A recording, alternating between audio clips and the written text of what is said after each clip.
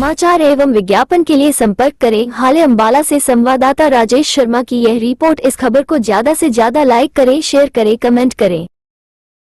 हमारा कल हमने यमुनानगर में किया था, आज अम्बाला में है। अम्बाला लोकसभा में दूसरा प्रोग्राम है और दिल्ली के हमारे प्रोग्राम में 14 तारीख तक बने हुए हैं सारे प्रदेश में, हर जिले में जाने का। हमारा पार्टी का AICC का अधिवेशन हुआ था अहमदाबाद में, उससे पहले कर्नाटक में बेलगावी में, और उस समय न्याय पथ, संकल्प, समर्पण और संघर्ष के नाम से जो सामाजिक न्याय, आर्थिक न्याय, भागीदारी, इस पर फोकस किया था कि सारे जनता में जो बात पहुँचे कि जो आज परिस्थितियाँ बनी हुई है देश के अंदर, जो संविधान के मूलभूत ढांचे पर जो प्रहार किए जा रहे हैं, जो उनका बेसिक स्ट्रक्चर है उसको तोड़ने का प्रयास किया जा रहा है। नफरत की दीवारें खड़ी की जा रही है। आज जो संविधान को बचाने के लिए जो संवैधानिक संस्थाएं खड़ी की गई थी, चाहे वो इलेक्शन कमीशन है, चाहे CBI है, चाहे ED है, चाहे जुडिशरी है, चाहे मीडिया है, आज सभी की क्रेडिबिलिटी पर आज प्रश्न चिन्ह लगा हुआ है। आज देश में अघोषित इमरजेंसी जैसे माहौल है। आज कोई मीडिया वाला कोई बोलता है तो उनके चैनलों को बंद कर दिया जाता है। अभिव्यक्ति की आज़ादी, और कोई कलाकार, कोई गायक, कोई अपने गीतों के माध्यम से, अपने संगीत के माध्यम उनके खिलाफ मुकदमा दर्ज कर दिए जाते हैं। तो पूरी तरह से ऐसा लग रहा है कि देश का माहौल बहुत ज़्यादा खराब हो चुका है। तो संविधान की रक्षा के लिए, संविधान, आपको पता है कि कांग्रेस पार्टी ने आज़ादी की लड़ाई लड़ी और फिर देश में लोकतांत्रिक व्यवस्था के लिए संविधान बनाया गया। बाबा साहब डॉक्टर भीमराव अम्बेडकर उसके चेयरमैन थे, डॉक्टर उन्होंने 2 साल 11 मिनट संविधान बनाया। अब उस संविधान को तोड़ने का प्रयास किया वही लोग जो उस समय भी संविधान के खिलाफ थे, जिन लोगों ने 73 शहरों में रैलियां की थी। 12 दिसंबर 1949 को संविधान की प्रतियां जलाने का रामलीला मैदान दिल्ली में काम किया था। बाबा साहब डॉक्टर भीमराव अम्बेडकर के पुतले फूटने का काम किया था। ऐसे जो लोग हैं उनसे आज संविधान की रक्षा की आवश्यकता है। जिन्होंने आज़ादी की लड़ाई में कोई भाग नहीं किया, उनके अंग्रेजों के साथ खड़े रहे, जिन्होंने कांग्रेस के तिरंगे का साथ नहीं दिया, कहते हैं तो अपशब्द हुई, आज वो तिरंगा यात्रा कर रहे हैं। तो ये सारी चीज लोगों के बीच में जा रहे हैं। देश में अभी जो कई जो घटनाएं हुई, आतंकी घटनाएं, इससे पहले भी BJP शासन में पाकिस्तान के दरिंदे हमारे हिंदुस्तान में कारगिल की पहाड़ियों को घुस के आकर के यहाँ पर संसद में हमला हुआ, हमारे यहाँ पर रघुनाथ मंदिर पर हमला हुआ, अक्षरधाम पर हमला हुआ, पुरी में हमला हुआ, पठानकोट में हमला हुआ।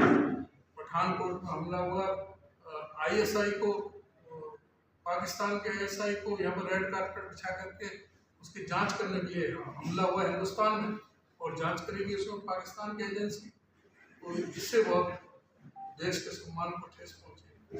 और उसके बाद जो पुलवामा हुआ, उसका भी अब तक कोई उसकी जांच आगे नहीं बढ़ पाई, उसकी कोई सही आज तक लोगों को नहीं पता लग चुका। 6 साल हो गए और अभी पहलगाम का हो गया।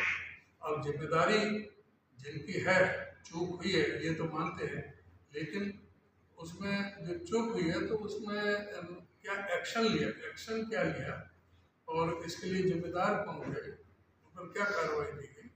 तो ये जो हमारा कांग्रेस वर्किंग कमेटी ने भी रेजोल्यूशन किया, राहुल जी, खड़गे जी ने इसको बार बार में, हमारी सारी कांग्रेस पार्टी इसको बोल रही है। तो हम ये संविधान बचाओ अभियान के जरिए पूरे प्रदेश में जाएंगे। हरियाणा में जो हालात हो रहे हैं, हरियाणा में भी जो हमारा कहीं कोई झगड़ा नहीं था, दशकों से पानी मिल रहा था, उस पानी पर भी एक नया बखेड़ा कर दिया। तो जो SYL का जो पहले पानी था, वो जिसका फैसला सुप्रीम कोर्ट कर चुका, और उस सुप्रीम कोर्ट के फैसले को तो इम्प्लीमेंट करा नहीं पाई एक ट्रिपल इंजन की सरकार, और साथ में ही एक नया बखेड़ा हो गया। लेकिन इसके लिए जिम्मेदारी किसकी है? जो बीबीएमपी बोर्ड है, भाखड़ा ब्यास मैनेजमेंट बोर्ड, वो सेंट्रल गवर्नमेंट का है, वो चेयरमैन सेंट्रल गवर्नमेंट का अधिकारी होता है, और उसमें मेंबर जो इरिगेशन डिपार्टमेंट का हमारा जो चीफ इंजीनियर बड़ा अधिकारी उसका मेंबर होता है, और पावर का पंजाब का होता है। लेकिन कई साल से वो पद खाली पड़ा है। हमारा इरिगेशन का जो अधिकारी मेंबर होता था वो वहाँ पर नहीं है। हमारा इरिगेशन के अधिकारी बीबीएमपी का सेक्रेटरी होता है, वो भी पद खाली पड़ा है। और एक हमारा ही एससी इरिगेशन का वो सुंदर सिंह जो डैम है, वो उस पर होता है, जो यहाँ से नंगल बांध से जो पानी जाता है, वहाँ भी जो कोई अधिकारी नहीं है इरिगेशन का, कोई जो हमारे इंटरेस्ट वाच करने वाला नहीं है, तो इसलिए उनकी हिम्मत पड़ गई।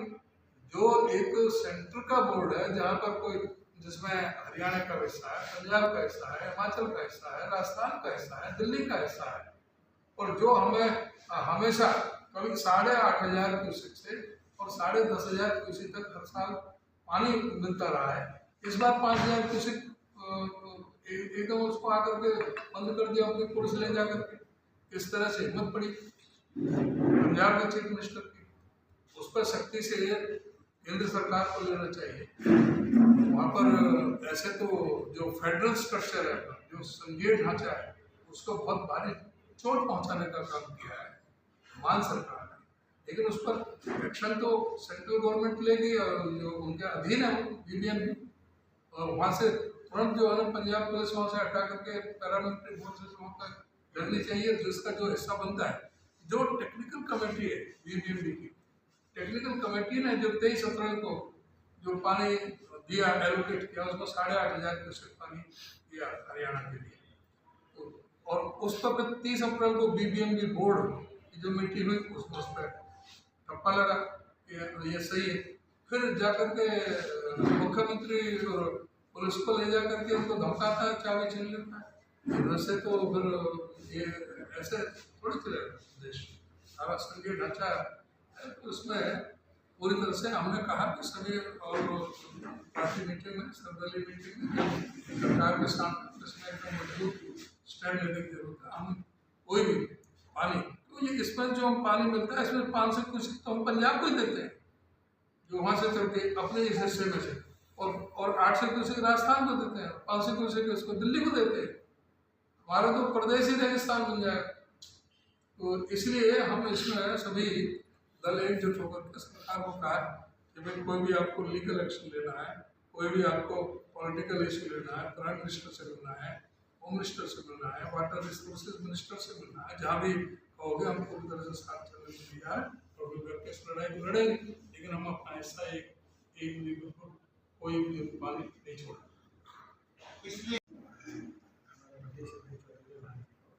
कि जब 2 चुनाव हुए पिछले वर्ष, जो लोकसभा चुनाव था, 28 प्रदेशों में कांग्रेस का सर्वाधिक मत प्रतिशत 28 में से नंबर 1 पे, 2 पे नंबर 1 पे बैठा है, तो हरियाणा में अर्थात 47.6% और 5 हमारे सांसद थे। 2 चुनाव थे। दूसरे चुनाव में भी जैसे इन्होंने बताया कि पिछले चुनाव 19 के मुकाबले लगभग 11.5% वोटों में इजाफा हुआ, और आज तक के हरियाणा के इतिहास में कांग्रेस को दूसरे नंबर पर वोट प्रतिशत मिला। तो कांग्रेस का हाईएस्ट वोट शेयर 42% कांग्रेस को मिला 2005 में, और सेकंड हाईएस्ट वोट शेयर अगर कांग्रेस का जब से हरियाणा में है, तो वो इस चुनाव में मिला 39.5%। लेकिन हाँ, 0.4% वोट से जो है कहीं ना कहीं डिफरेंस रहा।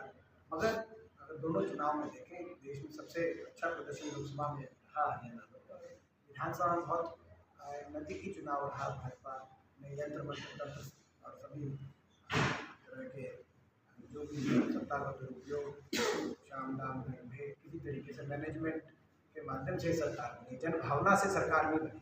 ये वो वही हरियाणा है जिसने लोकसभा को हराया।